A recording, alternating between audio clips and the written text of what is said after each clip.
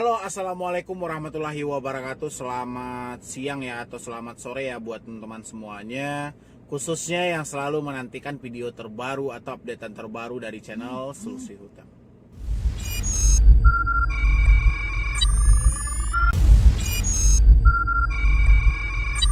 Terima kasih ya buat teman-teman semuanya yang selalu mensupport, selalu menantikan video terbaru atau updatean terbaru dari channel Solusi Hutang. Saya ucapkan ribuan terima kasih dari Anda semuanya. Alhamdulillah channel ini telah sampai 150.000 subscriber.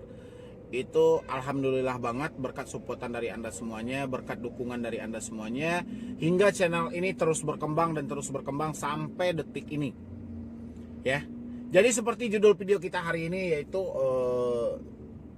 pinjol akan sulit lepas dari jebakan yang diciptakan oleh otoritas jasa keuangan.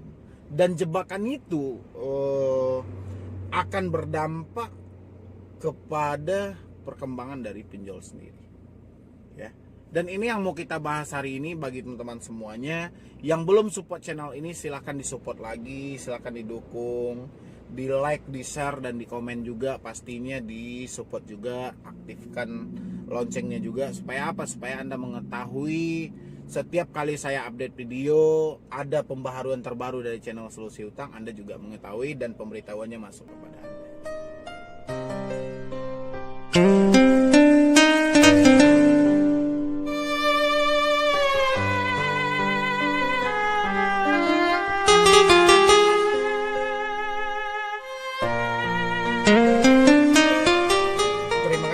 Sudah support. Pinjol masuk ke dalam jebakan sendiri. Kenapa? Karena nyaris selama ini kita memperhatikan pinjol itu selalu menagih orang dengan ancaman kekerasan, mengancam, meneror, mengintimidasi, menakut-nakuti, apalagi dari oknum debt collector. Dengan munculnya 7 poin yang diciptakan oleh OJK, 7 poin penjelasan bahwa ini adalah ciri-ciri pinjol ilegal, ini akan berdampak parah kepada pinjol legal. Ya.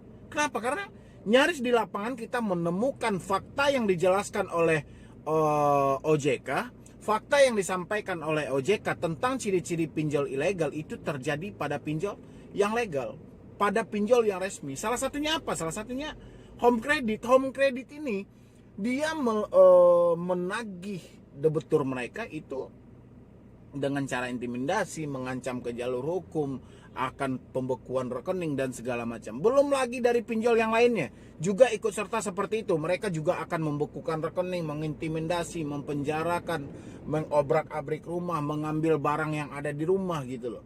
Ya. Pasti teman-teman semua juga merasakan gitu loh. Anda juga merasakan Anda terjebak di pinjol yang terdaftar atau yang terverifikasi di OJK, itu mereka melakukan tindakan seperti ciri-ciri yang disampaikan oleh otoritas jasa keuangan. Ciri-cirinya gimana Bang? Bagi yang belum nonton silahkan back kembali video saya ke video yang hari kemarin, video yang hari sebelumnya, silahkan Anda cek.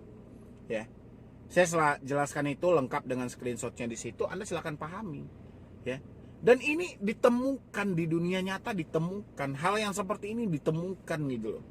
Ya, dan sampai detik ini OJK banyak tidak merespon tentang pengaduan dari pinjol legal.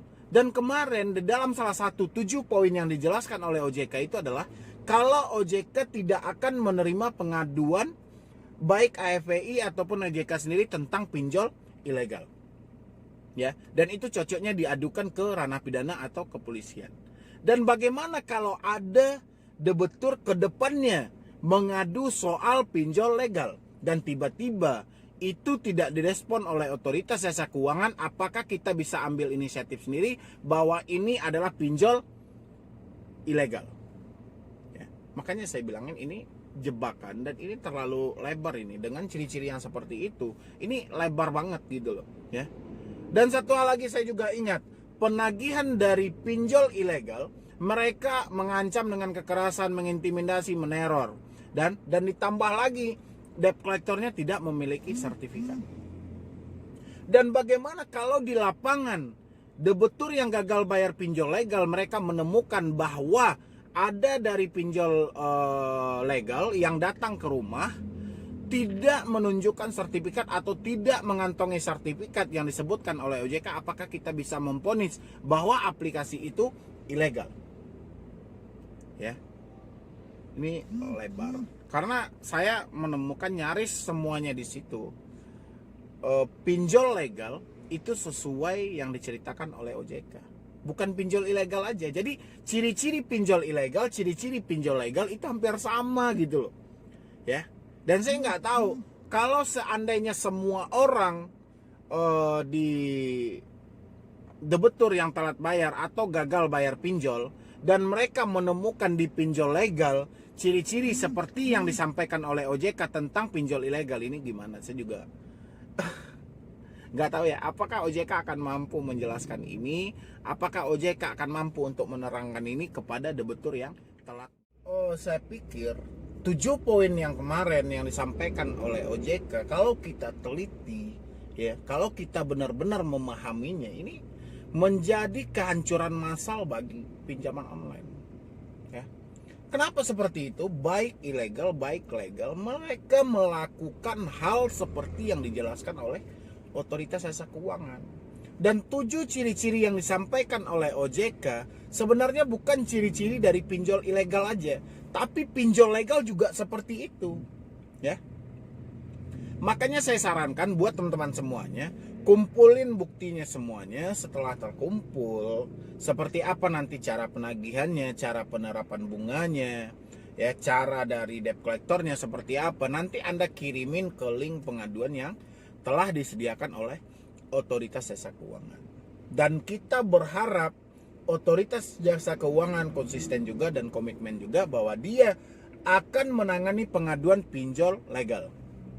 Ya, jangan sampai nanti kita ngaduin pinjol legal, mereka tidak menanggapi dari pengaduan itu dan debetur memvonis bahwa itu adalah ilegal. Karena seperti yang disampaikan, OJK dan AFPI tidak akan menanggapi pengaduan tentang pinjol ilegal. Jadi kalau kita ngadu tentang pinjol legal, mereka juga tidak menanggapi, berarti kita bisa ambil suatu keputusan sendiri bahwa itu juga ikut ilegal. Ya.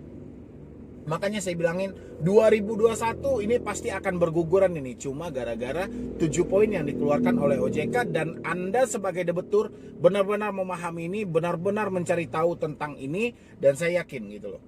Ya, saya yakin banget kalau memang Anda bisa memahami ini. Tapi kalau Anda tidak bisa paham ini, baru ya. Kenapa? Karena saya masih menemukan di lapangan itu, Anda itu masih banyak ketakutan, masih banyak yang kecemasan. Saya live pun juga selalu bertanya, Bang, apakah debt collector ini akan datang ke rumah? Apakah debt collector ini akan datang ke rumah? Apakah debt collector ini akan datang ke rumah? Masih banyak pertanyaan tentang itu. Itu melambangkan apa? Melambangkan bahwa mental Anda belum pulih maksimal. Melambangkan bahwa mental Anda belum maksimal kembalinya, dan mental Anda itu masih lemah dan Anda masih ketakutan. Cuman dengan satu kata, kami datang ke rumah. Ya. Kalau enggak cuman dengar kata siap-siap. Kata siap-siap aja Anda langsung down, Anda langsung cemas, Anda langsung stres. Cuman dengar kata siap-siap. Bagaimana Anda mau menyelesaikan suatu masalah Anda? Ya, ini buat teman-teman semuanya, saya cuma nyarankan, tenangkan hati, tenangkan pikiran, insya Allah badai ini pasti berlalu. Masih banyak masalah di depannya yang harus Anda selesaikan, bukan semata tentang pinjaman online saja. Jadi kalau Anda cuma tertumpu di satu masalah ini, kasihan masalah yang lain akan tertumpuk menanti Anda. Ya, makanya mulai dari hari ini, cobalah belajar untuk menyelesaikan masalah Anda satu persatu. Hal yang harusnya Anda selesaikan adalah hasil dari pemikiran Anda sendiri. Karena orang yang terjebak di pinjaman online sangat susah mengendalikan pikiran mereka, apalagi dalam posisi sudah panik, sudah stres, dan ini segala macam. Tolong kondisikan pikiran Anda, karena ini akan menjadi jebakan berjamaah bagi Anda, jebakan yang sangat kejam untuk Anda. Ya, jadi hati-hatilah dengan pikiran Anda, jangan memikirkan sesuatu yang belum pernah terjadi, karena ini rumit banget. Karena saya melihat dari teman-teman itu sulit menggunakan pikirannya dengan maksimal. Dia selalu baperan, ketakutan, dan segala macam. Intinya tidak ada yang perlu Anda takuti di atas dunia ini. Yang penting Anda masih ada Tuhan, tempat Anda bertobat. Karena segala sesuatu musibah yang terjadi kepada diri Anda itu melalui izin Allah Subhanahu wa Ta'ala.